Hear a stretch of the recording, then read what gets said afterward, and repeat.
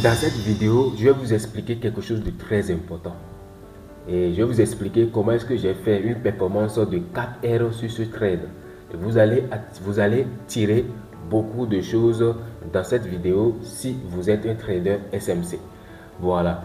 Par exemple ici, nous sommes en M15 ici. Comme vous le savez, moi je trade uniquement en M15. Je ne me casse pas la tête pour regarder ce qui se passe dans les autres unités de temps. Donc, par exemple ici, regardez, le marché a pris l'inducement ici.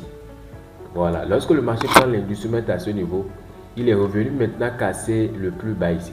Voilà, lorsque le marché casse ce plus bas ici, c'était un support. Donc on devrait attendre que le marché effectue vraiment la vraie cassure à ce niveau. Donc finalement, le marché a effectué la cassure ici. Parce que lorsque la cassure est faite avec la mèche de la bougie, ce n'est pas une cassure, ça c'est un support. Voilà, donc le marché a cassé finalement.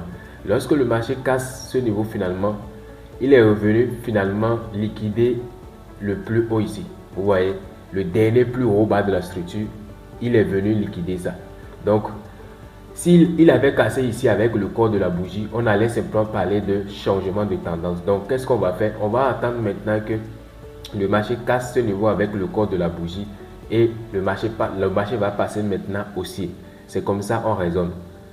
Voilà, donc après ça, qu'est-ce que le marché fait? On va voir ce que le marché fait. Voilà.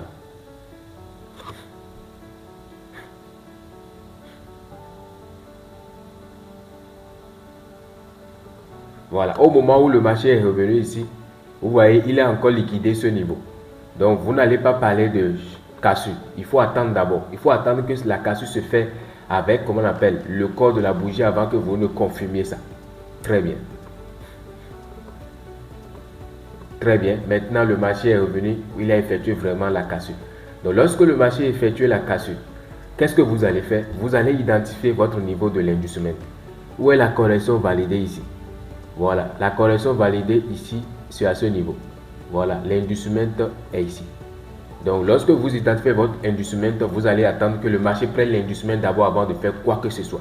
Si le marché valide encore autre nouvelle correction, vous allez déplacer l'inducement. Voilà. Qu'est-ce qu'on voit? On voit maintenant que le marché valide. Regardez ça très bien ici. On voit maintenant que le marché valide cette correction. Donc, vous déplacez l'inducement qui est ici, vous ramenez ça ici. Et l'inducement a été pris avec le corps de la bougie. Ce n'est pas une cassure. Donc, après la prise de l'inducement comme ça, c'est après ça que vous allez commencer par identifier des zones. Maintenant, supposons il y a une zone ici. Voilà, il y a une zone ici. Maintenant, ce n'est pas une correction validée. Donc, vous ne pouvez pas mettre une zone ici. Donc, après ça, cette zone n'est pas validée. Donc, c'est juste un niveau de liquidité. Donc, la zone, vous pouvez tracer cette zone à ce niveau. Voilà, donc la zone décisionnelle, vous pouvez mettre la zone décisionnelle ici. Très bien. Et c'est une zone de forte probabilité. Et après ça, la zone extrême, vous pouvez ramener la zone extrême à ce niveau.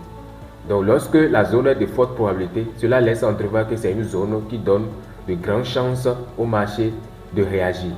Très bien. Voilà, donc lorsque le marché va rejoindre cette zone, vous pouvez intervenir sur la zone maintenant. Donc vous pouvez placer un ordre sur la zone comme ça ou bien au milieu de la zone. Ce que moi j'avais fait, j'avais placé simplement un ordre au milieu de la zone, juste pour avoir un risque ratio, intéressant.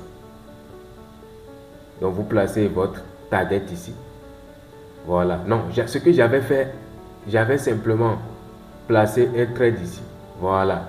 J'avais simplement placé un trade ici.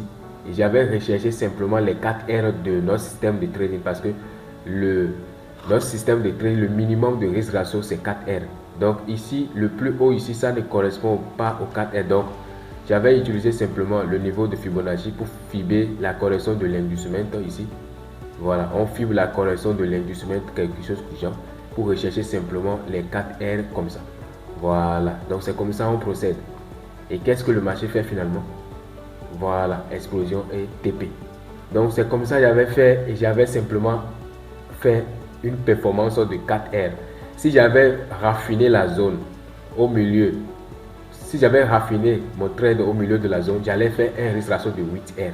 Voilà, donc c'est comme ça que j'ai procédé pour faire une performance de 4R. Donc ce n'est rien de compliqué. Moi, j'ai un système de trading simple.